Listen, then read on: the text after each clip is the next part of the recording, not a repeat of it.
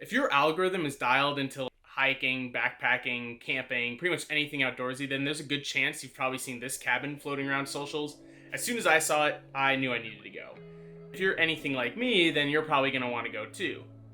I planned for a year, I had a big video in mind, and I went up there. My experience didn't quite live up to what social promised.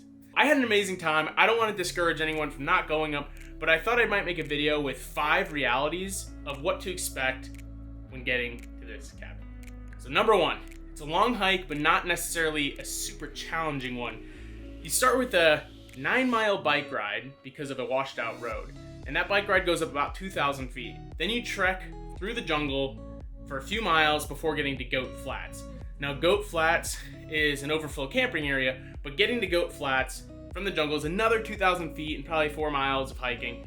And the bike ride in jungle, by the way, I thought were hard. I thought those were like the toughest parts of the hike. Not necessarily because it was super long or super steep, but the jungle was very slippery, very wet, which made it tricky following the trail.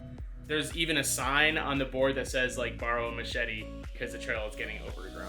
Once you get to Goat Flats, it's another 2,000 feet of elevation. If you're counting, that's a grand total of around 6,000 feet of elevation and 16 something miles. So it's not an easy hike, but it's not super hard either. Social media sort of like hyped up this rugged mountaineering course, and they've definitely highlighted a few sections that make it not look super easy. There's a rope part that kind of helps you down, and then there's the ladders. I'm not a mountaineer or super hardened adventurer. I like hiking, but at no point in this trail did I feel super sketched out until you get to the ladders. The ladders are a little bit wobbly, and I heard they iced over the night before, so some people couldn't even get up. I think social media in general has taken a dramatic effect to this trail. So it's a long trail, not super challenging. Still a very fun and rewarding hike, don't get me wrong. You get a good feeling when you do reach the cabin. Speaking of the cabin, number 2, manage expectations. This is a tough one to stomach, but it's a famous hike with small capacity, right? So don't expect to stay the night in the cabin. The cabin has no reservation system. It's first come, first serve for the first 8 people that get there. So right from the bat, it's a race to the top, which kind of killed the fun for me a little bit, right? Part of the fun of a regular adventure is smelling the roses along the way. And when you have people hot on your heels looking for a spot up in that cabin, there's a sense of urgency getting to the top. And that took away some of the fun for me. I went on a non-holiday Monday night. There were 2 other people there when I arrived at the trailhead. We got there at dark. We camped close, hoping to get a head start in the morning. But throughout the night, tons of people were coming up. Like, I got woken up at 2 a.m., 3:30 a.m., and 4 a.m. with people on bikes and flashlights starting to go up the trail already. And when we finally did wake up, and again, we woke up pretty early, there were 8 cars behind us and tons of people gearing up to go up.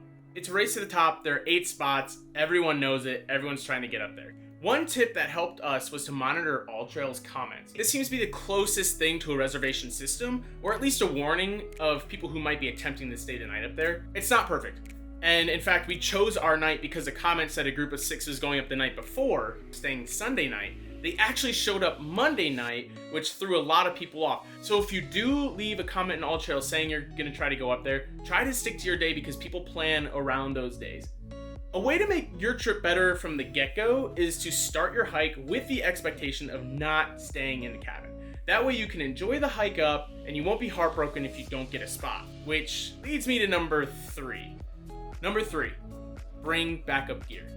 When we got up to the top, when we finally made it, there was a group up there that was expecting to stay in the cabin, and they didn't bring a backup tent. It was a long way back to their car in the dark after a long hike. So when they couldn't stay, they had to go back down, and that sucks. Don't worry if you can't stay in the cabin. There are amazing places to pitch your tent. We were stoked with our campsite at Goat Flats. Carl Pilkington from Idiot Abroad once said that he'd rather live in an apartment outside of Petra because you get to look at the beautiful stonework all day. The king's view from inside the palace, just a bunch of rocks. That's the expectation I took when I went up there. Didn't get to stay in Petra, but our campsite from below had all 3 of the fingers. You could see the cabin at the very top, and Mount Baker was from behind. So it was still a really cool spot. It would have been a premier spot if the cabin didn't exist. People would want to camp there if the cabin didn't exist. So it's still a very good spot if you don't get to spend the night in the cabin. Number 4, no drones. Guys, no drones up there.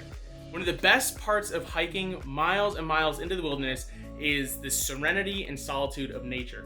Now, I'm not anti-drone. I love flying drones. But guys, follow the rules. The cabin is smack dab in the middle of the Boulder Wilderness area, meaning it's illegal to fly drones there.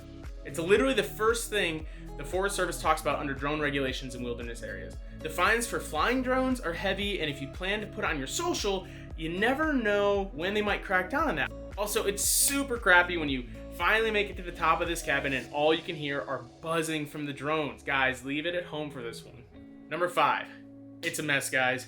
Bring a trash bag. Usually people making a trek so far into the wilderness are people who appreciate nature. I'd rarely find trash further than 3 or 4 miles off the road, but there's consistent garbage along the entire trail. Bring an extra trash bag, pick some up on your way down. The golden rules: leave it better than you found it. With trash, overcrowding, drone flying, disregard for other regulations like making fires in Goat Flats, which you can't do, and human waste removal, there is no way this hike is going to remain permitless for long. We need to take care of the trails so people can go back and enjoy it too. So, did I enjoy the cabin?